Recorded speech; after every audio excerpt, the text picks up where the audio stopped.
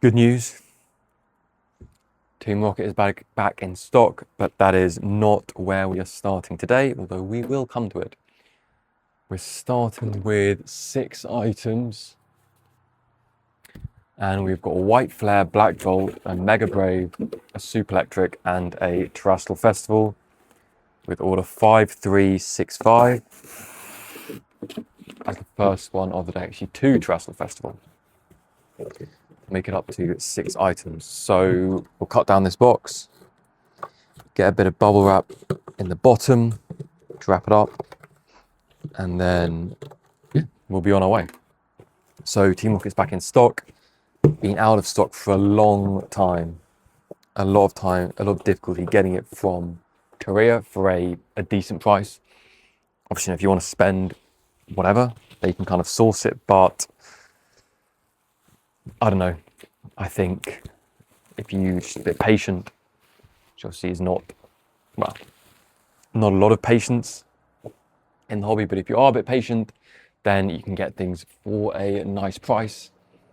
And relative to other Japanese Pokemon sets or Korean Pokemon sets, sorry, it's obviously one of the more expensive ones. It's not up there with 151, but it's getting close to Terrestrial Festival, so it is a bit of a pricier set, but it is probably going to be one of the standouts of the Scarlet and Violet era. It does have the very popular chase cards from Team Rocket, that Nidoking, the Moltres, Percy the Houndoom, and obviously Rocket's Mewtwo as well, which is going up there. The other half of Destined Rivals is Heatwave Arena, and I don't know, I like the vintage Team Rocket sets. Surprise, surprise, no one is surprised. I do like the vintage ones, the dark Pokemon. So some of those artworks are really nice, in the vintage ones with the Pokemon sort of in the shadows. Some of them were really, really cool, but they didn't go down that route. They just went them as kind of like basic trainer cards, which is fine, I guess. I still understand the hype around it. I think, particularly the Nidoking, that artwork is, for me, one of the best. So I do appreciate it. But personally, I like the Ethan cards. I like Ethan's Ho-Oh. I like Ethan's Adventure, to be honest. I think that is a very cool card, and that is my chase from Destined Rivals in English, and from Heatwave Arena then in Japanese or Korean. But yeah, the Team Rocket set, not the cheapest, but compared to English prices, compared to Japanese prices, I think it's a great deal. And I think Korean is just always going to be that option to get the cards that you priced out of in English. If you just want to collect on a budget, then it is personally, and I know there are always people who will say that Korean's not worth it, doesn't hold value, but I mean, if you're ripping boxes and you're going into it with a kind of value mentality, I think personally you're in the wrong place. And if you want to build a collection based on value, then singles are the way to go, in my opinion. So, Team Rocket back in. We're going to have some other sets back in. A lot of the sort of the big hitters from the Sword and Shield era. So on the way we've got V-Star Universe in, which is the Crown Zenith equivalent, with the Gold God cards, and a lot of really nice trainer gallery cards as well. We are getting in, Lost Abyss. So that's coming in, so that's the Lost Origin equivalent, so it's got that really cool Giratina in there. That should be coming in soon. Blue Sky Stream will be coming in, and that has the Dragonite and the Rayquaza, the really, really nice Rayquaza. The one which kind of looks like it's got a fold in it, but other than that, it's very cool. And the Sleeping Dragonite, very popular. Probably going to be more popular with Mega Dream coming out. So seeing how, Dragonite's sort of going to have his moment, and when a card has its moment, it just tends to drag everything else up as well, doesn't it? So that will be coming in. Am I a bit cut off? What can you do? Better than yesterday, and that tape is done. Unfortunately, I might tilt the camera just a little bit up. You might see less of what's going on the table, but I think that's got to be done if you do want to see me. Maybe you don't. Fair enough either way. Although it's just not cut off as much. Anyway, so that tape's run out. So I'll load it up with another one. If I can find the end of it. But yeah, so Lost Abyss coming in, Blue Sky Stream coming in, and then also EV Heroes, of course, the big one. £100 a box it's going to be. Got a case of those coming in. Expensive, but it's just still got that draw. And I'm not expecting it to sell quickly in terms of Korean, but I think it's a good set to have in there, especially with Christmas coming up, that people, possibly will want to rip it, buy a nice set to gift. That's just a huge one. All of those evolutions in there. So I bought it. It's not something I regularly stock. I think Lost Abyss and especially Blue Sky Stream is actually quite a nice price. I was surprised when I saw that. The prices are now up on the website if you want to check them out. They haven't come in yet, but I've just sort of loaded it up so people can see what's coming in, maybe get a bit excited for it. I don't know. But just to have that up there. So yeah, if you want to see that, the prices are currently live. Otherwise, I've had Shiny Treasures on back order for I don't know how long, and it just hasn't come in yet. Still waiting for Korean Shiny Treasures. Just got it in Japanese at the moment. So people have been buying Shiny Treasures, hunting for that Bubble Mew. But I would like to have it in Korean as well, as obviously it's for a lower price point. One of the first packs I actually ripped, or first boxes I ripped on the channel, when I was doing a few pack openings, just to kind of show people what's in the boxes. And I feel that's still something that needs to be done, but it's more the idea of just showing people what you can expect in a Korean box, because a lot of selling Korean Pokemon is that kind of education aspect, just sort of showing, this is what Korean Pokemon is. It's very similar to Japanese, if people have an experience with that, and equally similar to English, although I personally think better, as the hits are better. I genuinely think that the pull rates are better in Korean compared to English, because it's not as strict as Japanese in terms of what you're guaranteed, but you don't get dud boxes in Korean. You have things, you're going to hit at least, well, I don't want to say, start sort of putting certainties out there, but you do know that you are going to hit something when you rip Korean. And from my experience, and I put sort of the pack openings on the channel, and I've got a Glory of Team Rocket one as a short, they're all up there. And you can see that you get about 3 to 4 ARs, if not an SAR, in every box. And it's something nice going into it, knowing that I'm going to hit at least some of this. Whereas English, you can go through a box and it's just complete dud. All you get are EXs. It's rare, but it happens a lot more in English compared to in any other language. And that is why I think the Korean experience is more fun. Obviously, Japanese is up there in competition as well, but it's the price point for me, that I just think for that price point, Korean provides you the most fun for your buck. And yeah, so Shiny Treasures was one of the first ones I put up, and I hit a God pack, and that was crazy. And I had no idea. I don't know if I knew that you could get a God pack in there. I thought there was something wrong with the pack. I thought, no, this is weird. You know, something, there's been an error or something. But that was when I was still naive on the Pokemon journey, very, very early in to, you know, discovering Korean for myself, and also to sharing Korean through the Chase Club. But then finding that very cool.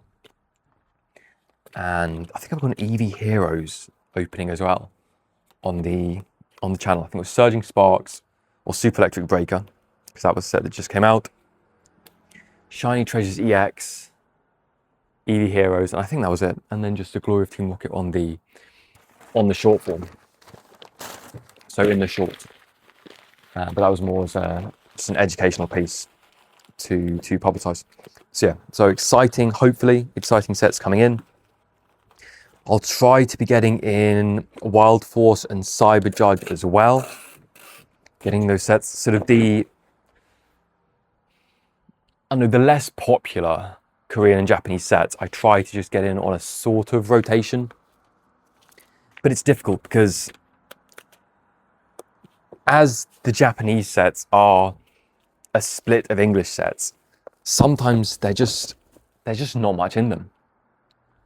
And for that reason, they're not very popular. For example, Surging Sparks are one of the most popular sets in English, in Scarlet and Violet. However, then you go and look at Super Electric Breaker and Paradise Dragona, and it's just no contest. It's clear that Paradise Dragona is the least favoured set, although it does have the, what do you call it? It's got the Latias Latios, and it's also got the Alolan Executor, which I think is quite a nice. I think it's a cool card, and I think the kind of connected artwork with the Execute as well. They are nice cards, nice chases to get, and personally, I would want them in my collection. However, when you put them up against Super Electric Breaker and the Pikachu Chase, it's easy to see why it's less attractive. And we see the same thing with Mega Brave and Mega Symphonia. You know, Mega Brave is stacked. Let's face it, Mega Brave is stacked. It's got the Bulbasaur, the Ivysaur, and then obviously got the Mega Lucario. And I do think the Mega Gardevoir is an attractive card. It's very nice artwork. I think it's, I don't know. You know, I am a sucker for those artworks of other Pokemon fighting. I just like it. It's just cool. But I would go for the Mega Lucario. But I do appreciate the Gardevoir and the Alakazam line as well. That's in Mega Symphonia, isn't it? Got to be, because Riolu is a promo. I think it is. Either way, you know, you have that set split. Am I correct? It is one in English, isn't it? It's just the Mega Evolutions box. Yeah, but the ET. Oh yeah, so it's the ETB's promos which are split. So you've got the Lucario ETB with the Riolu promo, and you've got the Gardevoir ETB with the Alakazam promo. So yeah, I think it is then consistent with Mega Brave and Mega Symphonia, where you've got the Abra line in Mega Symphonia. And so that is a nice line. The commons for that are actually really nice. The Abra is a very cool artwork. And the Alakazam full art I like as well. I think it's a very nice full art. It's probably the nicest Alakazam card. Is it competing with, I mean, it is obviously competing with the 151, but I think it's the nicest one. And, you know, a lot of times I do this and I sort of think, if I were imagining because my favourite connection with Alakazam is through Blue Rescue Team. Surprise, surprise. And, you know, sometimes I think, is this Rescue Team lore consistent? And for me, that Alakazam is yes. I think it is. And I think it's a really nice card for that reason, because it fits my mental expectation of who Alakazam should be is satisfied by the card in Mega Symphonia. And that's why I would put it above the what's it called? The 151 one. For that reason only. But completely understand if other people felt differently and thought the 151 was better. I think it's very close between them. And maybe I'm missing one of the Alakazam ones, but I am not too sure. So what have we got here? Got a Night Wanderer box and then a bunch of packs. So there is pretty beaten up Night Wanderer actually. I'm gonna not put that one in. Let's say that one in a bit better condition. Okay, then we've got 2 battle partners. We're such a mess and the labels have fallen down. I spent half my life picking labels up off the ground. I really need a better system. I just don't have it. 4 Mega Brave packs. 1, 2, 3, 4. Going down there. 4 Mega Brave packs, 2 Scarlet, 2 Raging, and 2 Heatwave. So 2 Scarlet, 2 Raging, 2 Scarlet, 2 Raging, and 2 Heatwave. Is that the last 2 Heatwave? That is the last 2 Heatwaves, so that is going to go. And then I've got another Heatwave box down there. But that Night Wanderer, I'll leave it up there as a reminder to take it out of inventory. Otherwise, I will oversell. So, yeah, Alakazams. Yeah, that's why you just have this discrepancy between sets, that some are more popular, and understandably, and that comes to the, you know, and I'm not throwing Mega Symphonia in the camp of I don't think it's worth stocking. I do, and I think for, you know, a long time I'll be having Mega Symphonia in stock, because I do think it's a very nice set, and to be honest, it looks like all of the mega sets are going to be great. So it's definitely something that I'm going to keep stocking, that's for sure. But it's just a highlighting this, that there are bigger highs and there are lower lows with Japanese and Korean sets, because the ones that you really want to chase after, you then have much more condensed set compared to English. There's less bulk, there's less this sort of bloat of other cards that you're maybe not interested in. But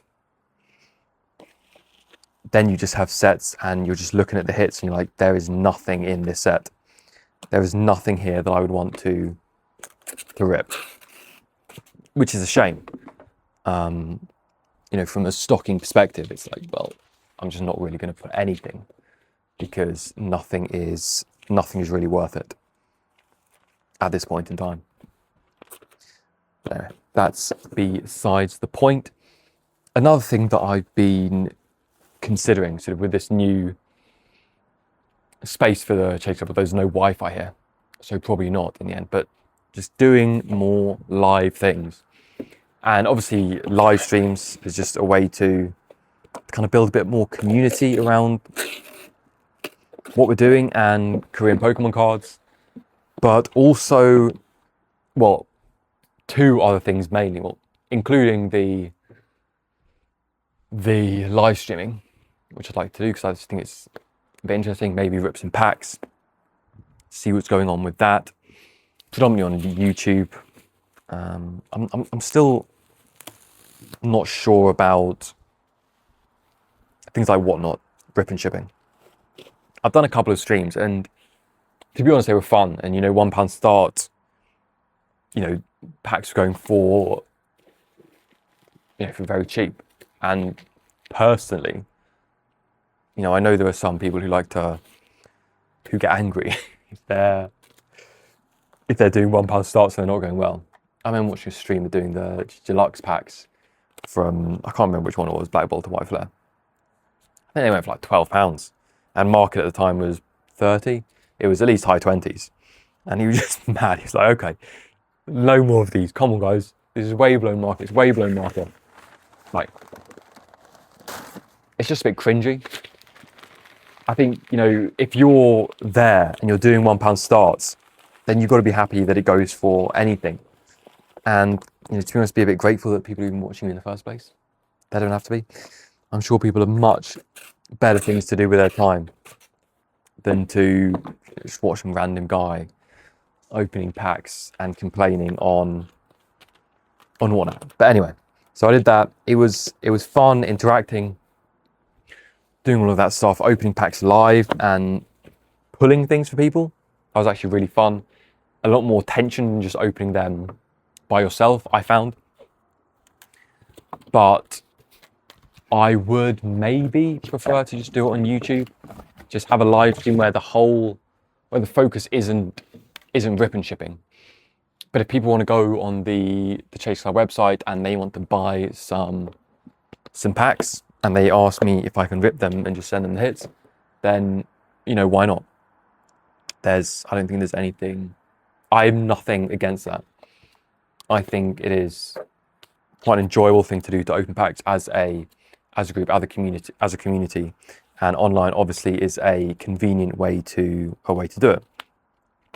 So no problems with that regard towards rip and ships. But really, just to do live streams, just hang out, just talk Pokemon. I like talking about Pokemon, obviously. I don't really have many people in real life who I can talk about Pokemon with. So, I mean, this is sort of like a live stream. It's just, I'm just talking. There's no interaction. I would live stream the packing, but as I said, there's no Wi-Fi here, and Wi-Fi is expensive. You know, if you're looking at live streaming, it's like £40 a month. Like, what? Why is, it goes up so quickly. But you know, if it's, why not? But my initial plan is probably then just do it at home. You know, the Wi-Fi is there. What's the point of paying for Wi-Fi twice? Or you could just upgrade the home one so it's a bit better for streaming. So probably going to look into doing that, but then obviously packs all here, not at home. So I don't know. Yeah, I've got no plan, no solution to that problem. Something they're working on.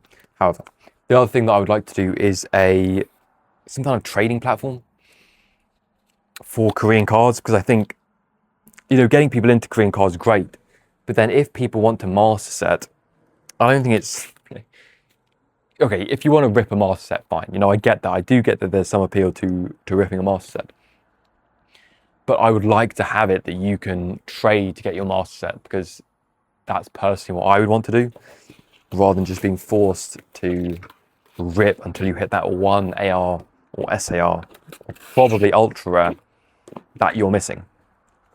So I don't quite know how to do that, how to even just work it out, and how to have sort of securities behind it, so you don't send something and get nothing back. I think obviously you want to have some security, back behind it. I thought, do people send to me, and then once I've got both, I ship it out? I don't know. Then obviously you're paying for shipping twice, because there's shipping to me and then the shipping going out. So that doesn't seem like a great solution. Maybe the best that I've come up with at the moment. I'm just not really sure, to be honest, in terms of what is the best thing to do. That triple beat has finished. So, I'm going to take that Night Wanderer. That a bit of a dent in the corner.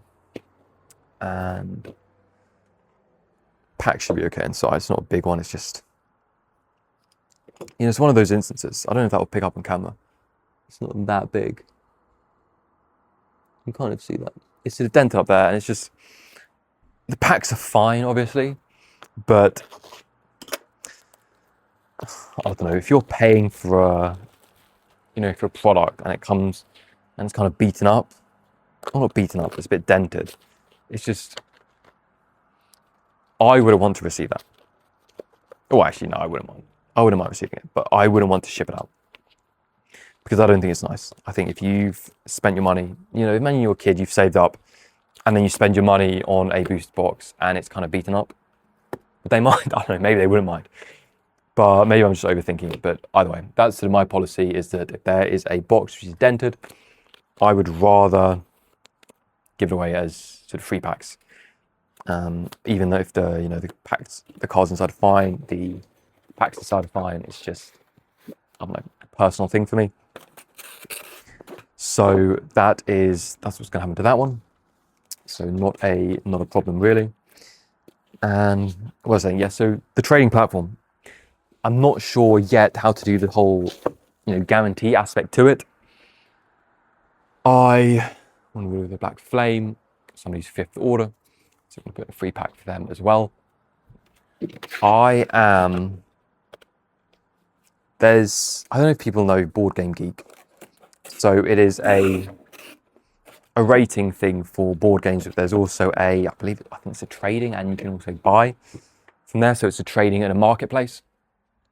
And you effectively list, I've got this and I want this. And then you can sort of match with people based on that, or you can just go to someone and say, you're offering this, I'd like to buy it for you. Can we set a price? So that's the kind of market that I would be like. You have something where you've got all of the pictures of Korean cards, and you can just do your wish list. I've got these cards that I'm willing to trade, and this is what I've got in my wish list. And then a bit like a lot of these places do, Card Market, probably TCG Player, Bricklink, it will say you can get 90% of your cards from this person, and they want 50% of what you've got. And then, depending on what the cards are, you say to them, okay, look, I've got this, this, and this. Are you interested? Try and work out a deal, doing some form of plus cash, if necessary, if that's what it comes down to. But just having that and having it in a way where it's a bit more guaranteed. I suppose you could just create a forum and let people have it, but I'd like to have it a bit more automated in terms of the matching process. Like they do with, what am I looking for? I'm looking for paper. Like they do with Bricklink, is what I've still got the most experience with. So, and also, I don't know, the World Cup sticker albums. So having those, and then what was it? What World Cup would it have been? There was 06, 10, 14, 18, probably the 2018 World Cup, wherever that was. Was that in Russia? Possibly. Was it 2018? Was that World Cup in 2018? Yeah, there must have been. Because, next one's 2026, next year. Yeah, okay. And I think 2022 was Qatar. So I think it was Russia. Am I wrong? I don't know. I can't remember. Anyway, it doesn't matter. That's besides the point. It was the probably 2018 World Cup. And, once you'd opened a certain amount of packs, there was then a website you could then just go to and just trade stickers. You'd mail off your stickers and they would mail you their stickers. And I don't remember how it was guaranteed.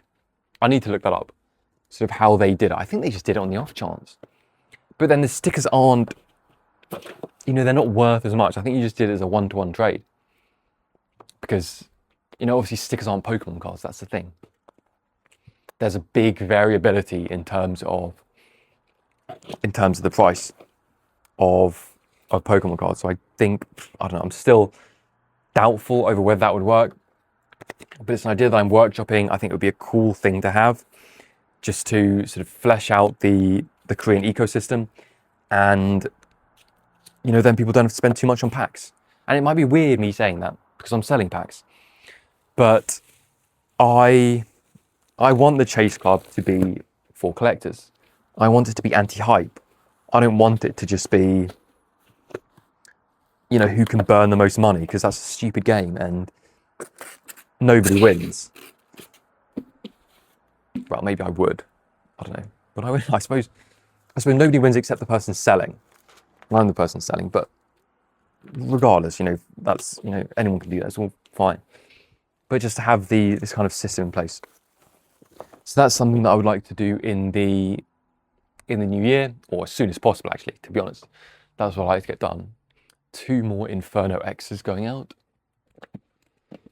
Don't know when these are getting announced in Korean. I thought they'd be announced last Friday, because, you know, for the last few sets, the Megas have come out when Inferno X released, and Glory of Team Rocket came out when, no, Black and White came out when the 2 Mega sets released. So that was sort of in like that order. And then I expected, okay, then we will get, on the 28th of November, I believe Mega Dream's coming on the 28th of November, we will get Inferno X in Korean, but it hasn't been announced yet. But I suppose maybe it is a bit too early. You know, they don't like to give too much time or Pokemon Korea don't like to give too much time. So I guess this Friday, will be the 7th, and then 3 weeks. So I guess they're going to give 3 weeks notice. So probably tomorrow, we're going to get some news about Inferno X in Korean, which is great. A lot of people have been asking me about it, and we will see. So Inferno X coming out will be a great set, very popular, and I'm excited to see what Mega Dream holds. I think we should be getting some news about that tomorrow or on Monday as well. So probably now is the time for me to secure some pre-orders and get them on the site, as once cards get revealed, you tend to see a bit of a spike in price. Or you definitely did for Inferno X. And Black Bolt and White Flare. There was a time when I thought I should buy in Black Bolt and White Flare, and I just didn't, and I kind of regret that. But anyway, it is what it is. It all was fine in the end. You know, the prices were a bit more than I was expecting, but we still managed to keep it below what other people were doing. So 2 Black Bolt, 2 Battle Partners packs. There we go, put that in. Which is kind of the goal. Which always the goal is just to provide the best products for the best price. And if I can do that, then I am happy. So yeah, that's just a personal mental note for me in terms of getting pre-orders in. That was a cute Cranidos. What's that from? I think that's from Crown Zenith. I don't remember. I'm not so good with my set symbols from Sword and Shield, but I do believe that is Crown Zenith. Anyway, that's not too relevant. So, what are we going to do? Yeah, so that trading thing, I'd like to get that set up. And the other thing I would like to do is have kind of a live event. Not really a card show, you know, not really sort of for vending. And I don't plan to bring any, in my mind at least, in terms of what I think I'm planning. I wouldn't, you know, have any vending, but more just a place for people who like Korean, or you know, just are Pokemon collectors and they don't know anyone to talk to about it. Just to come, hang out, trade cards, have sort of Pokemon games and like a Pokemon pub quiz, maybe buy sort of like a couple of rare sets, you know, maybe celebrations, 25th anniversary, or some EV Heroes, and do some sort of breaks that people can just, you know, people just sign packs and they can get them and have that experience but in person. Sort of, you know, seeing what Card Party does, not necessarily the vending side of things, but that it's a nice place for collectors. You know, having pack battles, having a lot of free things available. Obviously prizes for the pub quiz. And yeah, kind of just arranging something like that, I thought would be a nice thing to do, especially as it's coming up now to sort of the anniversary of the Chase Club, so a year of it. I think I have it in my mind that I want to do something like that. And really what I need to do is just see if there's any interest about it. And then try and put an event together, you know, maybe just for like 20, 30 people, just something small where everyone can kind of talk, hang out, just have a good time. You know, it's not really some like structured, we're doing this, then we're doing this, then we're doing this, then we're doing this, but more just like, you know, come, chill, hang out. There'll be sort of some activities that we're doing, but it's more just a a place to meet up with other people, to trade, show off your collections, see what other people have in their collections. And that kind of idea appeals to me. As it's sort of, I don't know, I think, in life you should just do what you would want to do. If you're sort of in a position where you can organize things, then think about what you would like. And I'm sure there are other people who vibe with it, who, like what you're doing. Obviously listen to the audience and sort of think, what does make a good event? What would there need to be? And then arrange it down that line. But I think it's an important thing. What is this? How many is this? 3 boxes and a bunch of packs. Okay, so that'll go in here. So yeah, that's something I have in mind. I'm not 100% sure yet, as I've said, in terms of how I want to do it. But it's definitely something I would like to do. Ideally this side of Christmas, so ideally in November. But again, we'll see how that materializes. I think it's a battle. Do they want a battle partners? What's going in here? Yes, a box of battle partners. And then 5 more battle partners packs. 1, 2, 3, 4. That is 5. 5 Stellar Miracle. Where's Stellar Miracle? Stellar Miracle is not open yet. So let's crack that. So I have that in mind. If you're interested, you obviously it would be in London. So if people are willing to travel for that, then I will probably be sending an email around, doing a post on Instagram and doing a post on YouTube as well. See who would be up for it. Obviously, you've got to work out the pricing as well, which I have no idea about in terms of pricing events. I have no idea. I suppose first I'll just have to work out what the expenses are, and then you kind of take it from there. Am I out of triple beat? I am out of triple beat, but luckily we have another one down there. There's 2 triple beat. Crack this one open.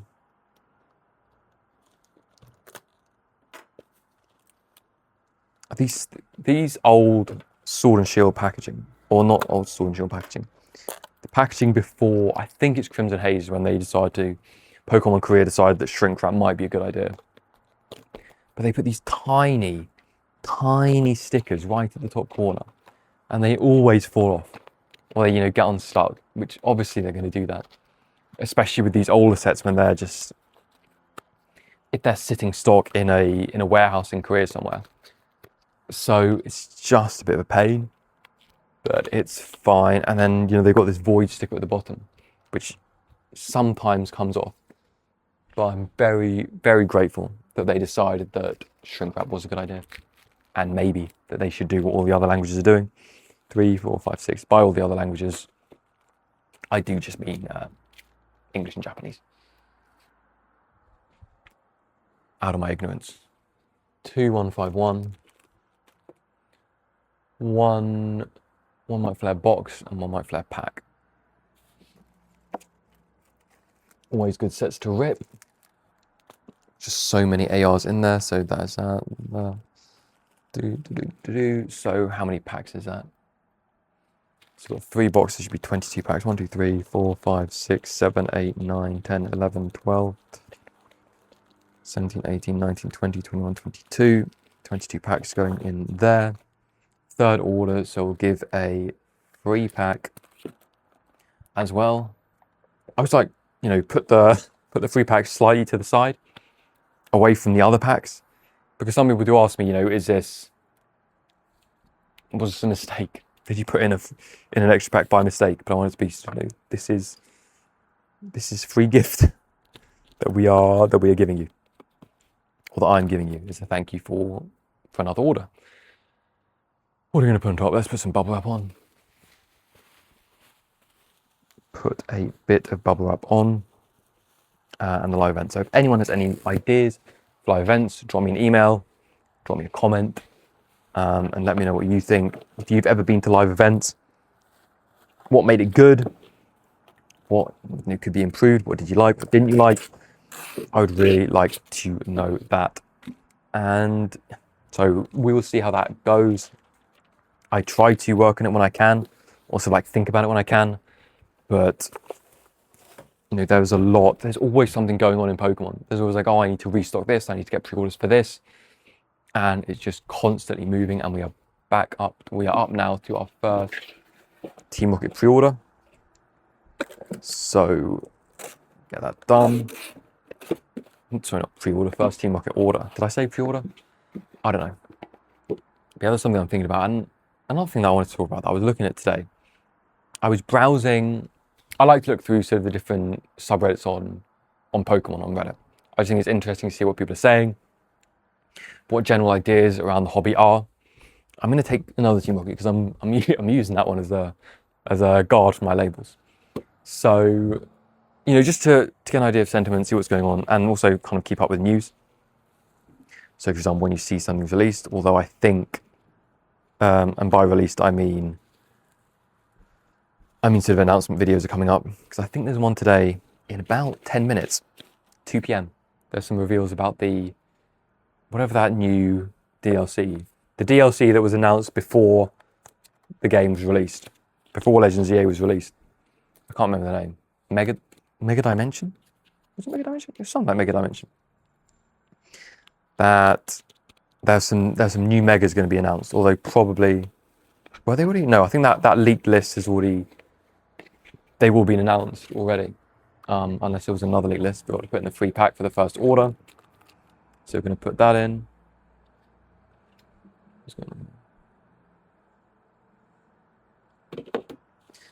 So yeah, we'll see what these new Megas are. Keep up to date with that. But yeah, I mainly go to Serebii and Pokebeats for that. I think they are the best ways of keeping up with the news. Serebii just for general, what's going on with Pokemon, and Pokegarden mainly for the TCG stuff. Especially if you're a player of the TCG, not just a player, then I think it's a great resource, Pokebeach, because I know they do a lot of good write-ups, obviously about the meta and about usability, which decks, which cards are sort of coming into the meta, going out of it, etc. So it's obviously a very, very interesting thing to keep abreast of. But yeah, so browsing those subreddits, so mainly r/Pokemon TCG, of course, and how can you browse without r/Poke investing? It is just, it's a place to be. A lot of interesting people on Poke investing. So looking at all of that, looking at those two, and there was something to say on, I think it was Pokemon r/Pokemon TCG. Definitely wouldn't be on r/Poke investing. And it's not the first time that I've seen one of these posts. They happen quite regularly at the moment. But it's just that, the hobby's so toxic that people are just tapping out of it. They're not interested. And what is going on with all these cards? It's a nice card. Oh, do you know Spirit Link? Very cool. I don't even know if that showed up. Did it show up? Do you even care? There you go. You can have a look at it. There we go. Nice one. I'm a bit guilty because I took these three out, because they are the Cosmo Hoyle ones, and they're just really cool. I really like them, so I'm keeping them. I'm keeping them for myself. I'm collecting them, and you'd think that I would know what was in this bulk, but I don't. Who's this for? Okay, there we go. Yeah, I'll put in a Gengar coin. Do people like Gengar coins? I mean, do people like coins in general if they don't play the TCG? I don't know. But we'll put that in. But yes, anyway, okay. If you watch the previous one of this, you know that I'm very easily distracted and just go off on tangents. But anyway, we're going to focus for this last bit. A few more orders to get through. So, it's this hobby about people checking out of the hobby. It's a post about people checking out of the hobby. And, it's with the idea that it's just so toxic at the moment. All of these people, I guess, investing, all of these scalpers going around. I suppose maybe some people have gripes with riffing chippers as well. I know it's a case that people put forward, and I understand it to an extent. I think there's a side of ripping chipping which is toxic, which is not good for the hobby. It attracts people who just want to make money, just want to make a quick buck, and they don't actually care about collecting in the slightest. But then I think there is also a community aspect, and it's actually quite fun to rip packs and do them with other people. I understand people who say, but you're paying so much more for the packs. In my opinion, that's it's their choice, to be honest. If someone's willing to pay that much for a pack, no one forces their hand. Although then you could, perfectly well come back and say, well, with Whatnot's bidding system, it's very easy to overbid. You put 10 10-second auctions on however long you can put them on for Whatnot, and it's very easy to overbid, especially for singles. If you don't know the price of a single, which, let's face it, who has an encyclopedic knowledge of singles like Jarchomp or probably Bulbasaur or any of these probably Coop has as well, any of these big vendors, then you're just not going to know what you are bidding on. And I think it's understandable that people might criticize that side of the hobby. There's obviously the set prices, which are heavily marked up. You can do that option as well. And I can understand people complaining about the weighted prices, but again, I'll come back to the idea that no one is forcing people to buy from there. If they are fixed prices, if it's not the auction that can just run up. And so for that reason, and I just want to add on that it is a service. You are, and whether we think that it's a service that is worth paying for or not, that's, I think, comes down to individual opinion. Some people are willing to pay for that service. They do see it as a service. They do see value add from the community aspect. And I think I can understand the argument completely. And I can understand the argument completely that there's no value added, and why would you pay someone to rip your Pokemon packs? But it's the same reason. I remember when my mum or my mother would ask me, why am I watching someone else play a video game? And I don't know. I don't know what the answer was for that. And to me, I see it as a very similar idea, in my opinion. It is, why would you watch someone rip packs? That's a question as well. Why are people so interested in seeing other people do things when they could just go and do it themselves? And part of it, I was listening to Jeff Wilson. Is it Jeff Wilson? I don't know if people know. There's that card shop in America, Cards HQ. It's a sports shop, so maybe people won't know what I'm talking about. And he was talking about breaks. And obviously he's coming from the perspective, he makes a lot of money off breaks. He has a team of breakers. Let me just put this away. He has a team of breakers. So when we're listening to him talk about breaking, it's take it with a grain of salt. Because he's clearly got a vested interest, he's biased, and he's coming from a perspective. But he did say something which I thought was a fair argument. And what he said was it gives people the opportunity to buy into a box that they would never have an opportunity to otherwise. Which is fair enough, although people obviously could just buy individual packs. But maybe, there's a lot of fear and a lot of distrust around that. So if you can get into it for a cheap price for someone you can trust, you can see that open up a sealed box, then I think fair enough. It allows you to, in a similar way that people, fractional investing. So you're buying a percentage of a stock.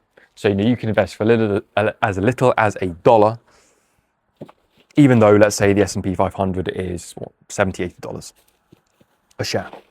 You can, using sort of things like, I don't know what those finance things called, like eToro, Robinhood, Trading 212, you can invest in those from a small price, from a low price.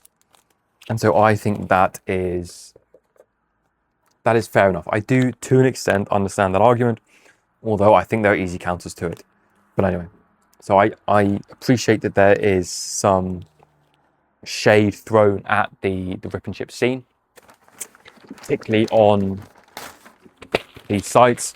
I can perfectly understand the shade that is thrown at mystery packs. I think, it's difficult because fundamentally Pokemon's a mystery pack, isn't it?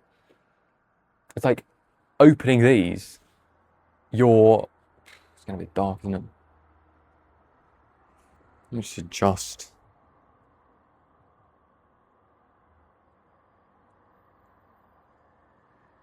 I don't know what I did. Maybe that messed everything up, but whatever. Pokemon at the end of the day is a mystery pack. But one thing that I think is dodgy, and maybe it doesn't matter, maybe it's just going to go, whatever happens, is that, I can't remember what it's called. It's like Clubhouse.io or something. Apologies if you can hear that siren. Hopefully you cannot. Where you like you're buying online. So you're buying these packs online. And then, or you buy this sort of mystery thing online, it's called a Slab-in, got one Slab-in. And I don't remember the name of what it is. I saw it spoken about in an Earn Collect video. And you're buying in, and you can sell back the slab straight away, Paradise Glory Super Local. So you can sell back the slab straight away, if you choose. But you're only going to be able to sell it back for 80%. And your money stays in the ecosystem. I'm sure you can withdraw it, but your money stays in the ecosystem. There's like a handling fee if you want to take out a slab. So they're incentivizing you to just keep it within what they're doing, within their ecosystem. And you just burn through money on there because you don't withdraw the money. So you say, okay, I might as well buy in and get another pack. And it's just really scummy behavior, to be honest. And it is someone who's clearly got no love for the hobby. Because if you had love for the hobby, you wouldn't be doing that, to be honest.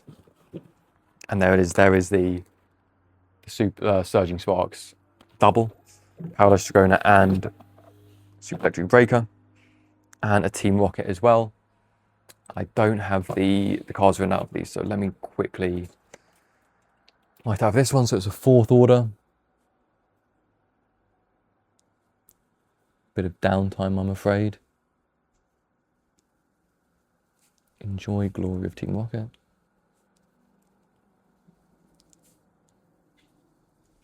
So I do have quite strong feelings about that in terms that I don't see the upside. I do not see the benefit to that. And if people want to go in, they want to do that, fine. Again, your money, your choice. But I would never support that. I don't find any compelling arguments or reasons as to why that is a good thing for the hobby, or why that does bring any benefit. As opposed to, something like Rip and Shipping, where again there is that kind of community aspect to it.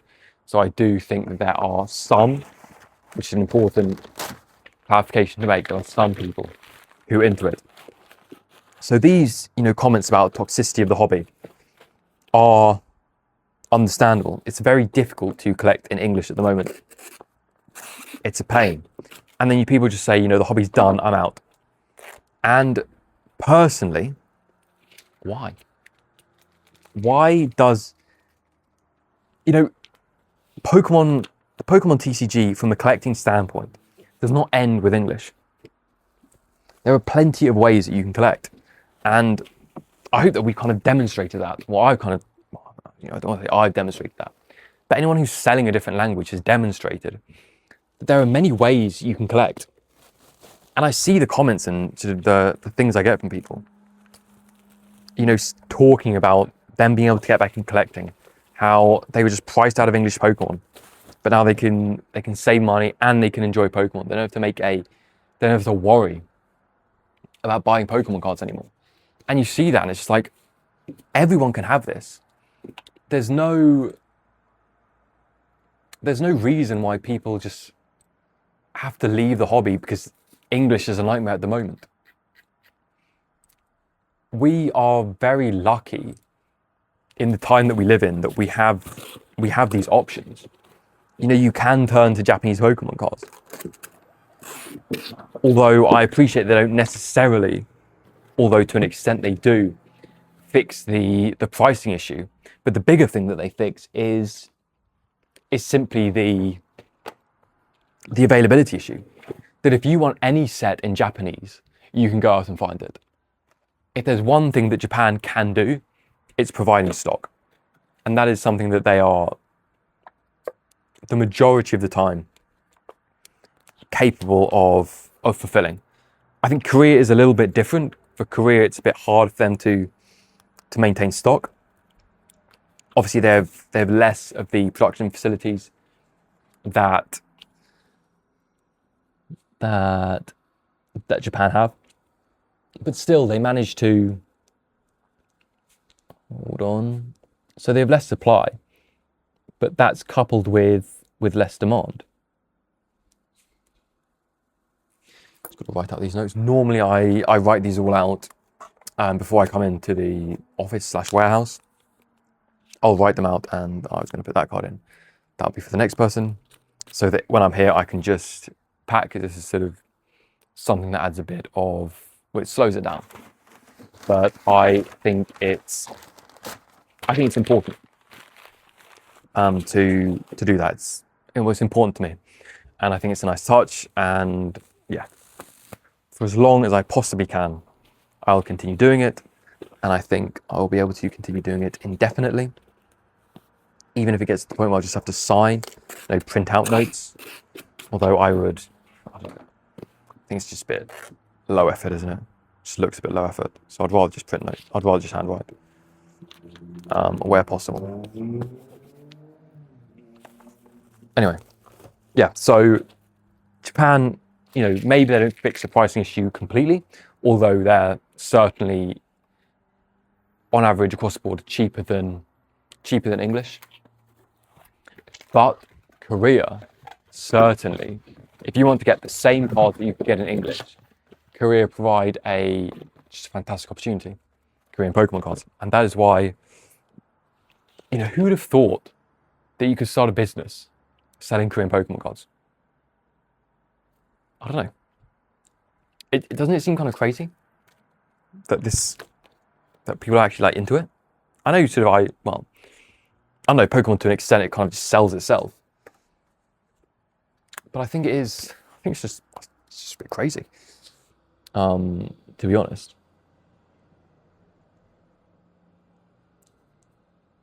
Thanks for choosing the Chase Club. So first order. Got the pack in there already. There's a card at the Galarian Zapdos. Or Zapdos. I suppose it's DOS. If we're going by the intended Spanish pronunciation. What was I saying? So yeah, I think, I'm crazy that people are actually into it. Happy to buy Korean cards. But to an extent, you sort of understand it, because it's just so difficult to get any other languages at the moment. And the price point is so much better than any other language. So much better. And that is obviously why it's got appeal. There is, of course, there are the Chinese packs. And I think the main difference is is if you just want the English, or you want the same cards that you could get in English, Korean is the most budget friendly option. Just 6 packs. So 2 battle, 3 scarlet, 3 triple.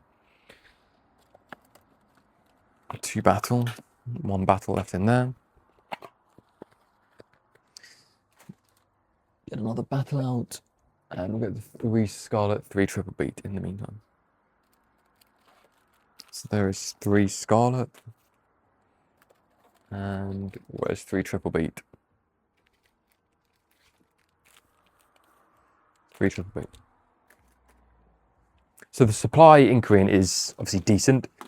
Nothing really compared to, or not on the same level as Japan, but no country is. But it's just the value proposition. I think it's the price, it's the pull rates, and it's the availability, not due to crazy supply, just due to lower demand. And so for me, that is why Korean just made sense for me to buy from a personal perspective. And to be honest, I've got more modern Korean cards than I have modern English cards. Just the way it is. And maybe, I'm sure people wish it were a different way. They wish that they would, if they had the choice, they would collect English. Fair enough. I completely understand that. Were these products all the same price, the majority of people would be collecting in English. I'm sure there would be a fraction who would want to collect in Japanese, just because they are a Japanophile, I suppose. But they just really love Japan, and I can completely understand that. I think that's fair enough. But in general, people will be collecting English. Let's write the note for this person. This order, we've got, I think, 2 more. So this one and the next one. And this is the first order as well.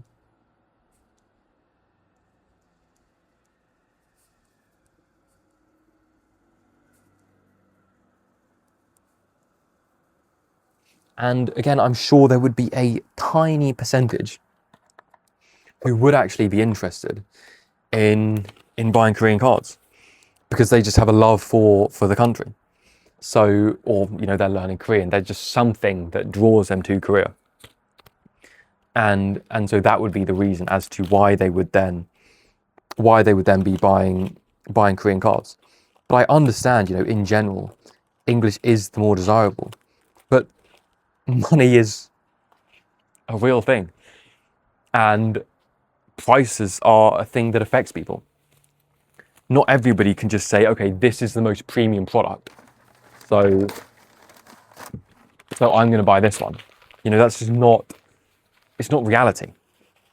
And I think that's something that needs to be understood.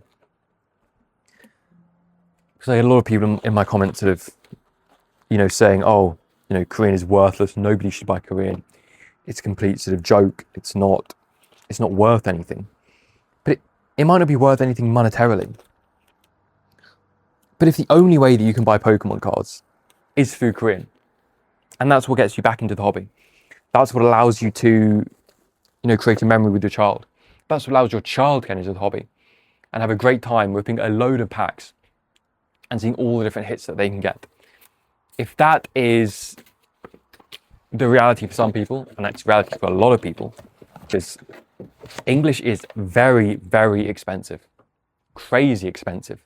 And I think part of the problem with this as well is that when you go online and you see people like, and I'm not saying this in a bad way, but you see people like PokeRare ripping hundreds and hundreds of packs, or you see other creators ripping hundreds and hundreds of packs, and you look at it and like, I want to do that. I want to rip hundreds of packs. But unfortunately, unless you have your entire business model set up around that, you just can't do it. It's just not feasible for anybody to rip hundreds and hundreds of packs. I can't rip hundreds and hundreds of packs. And I've got sort of loads of Korean stuff. Well, actually, hundreds and hundreds of packs, like 3 and a bit booster boxes. And that's not that bad in Korean. You can do that in Korean without even breaking 100. So, I take that back, Korean. I'm sorry, I doubted you. You're more incredible than I thought. But what I think I meant, did I say PokeRev hundreds and hundreds of boxes, not necessarily hundreds and hundreds of packs? So, one sec. Thanks for choosing. That's my standard first order note. Thanks for choosing the Chase Club. Okay, that is done. Right, card, sleeve, sticker, note, card. These pretty cool ones, you know, the signed top one, hollow. Pretty nice. Is it nice? Is it going to focus there? It's nice. I mean, to be honest, it looks like someone's just destroyed your card. It's actually quite a cool card. So we'll put that in there. We'll give it a sticker. And we will try to finish off this one final tangent. It's a final tangent.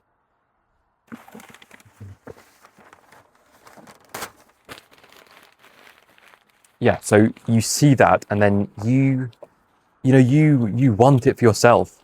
And I'm not saying it's a good thing, but I think it is a reality. This aspirational culture that's driven by what we see online, and we see like, oh, you know, they're ripping hundreds of packs. They're also ripping hundreds of boxes. They're ripping hundreds of boxes. Look at their collections. They have these huge collections, and you want it for yourself, and you sort of question, well, why can't I have that? And then you go and you see something else, you think, why can't I have that?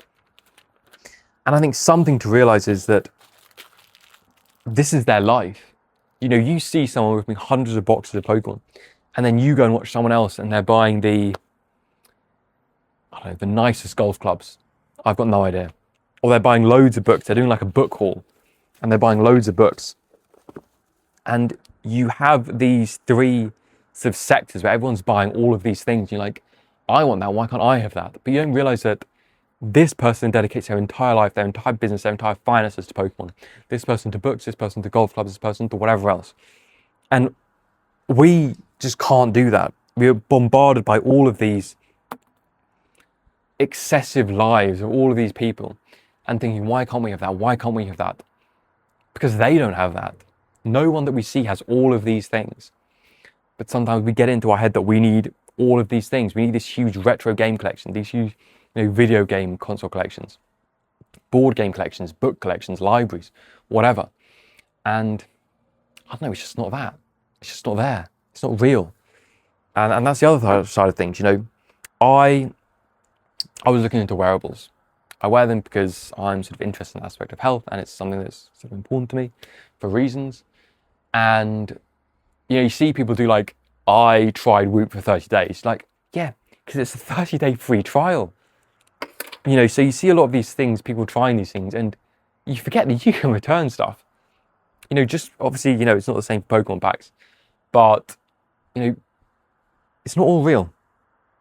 People return things, people get things for free, people borrow things.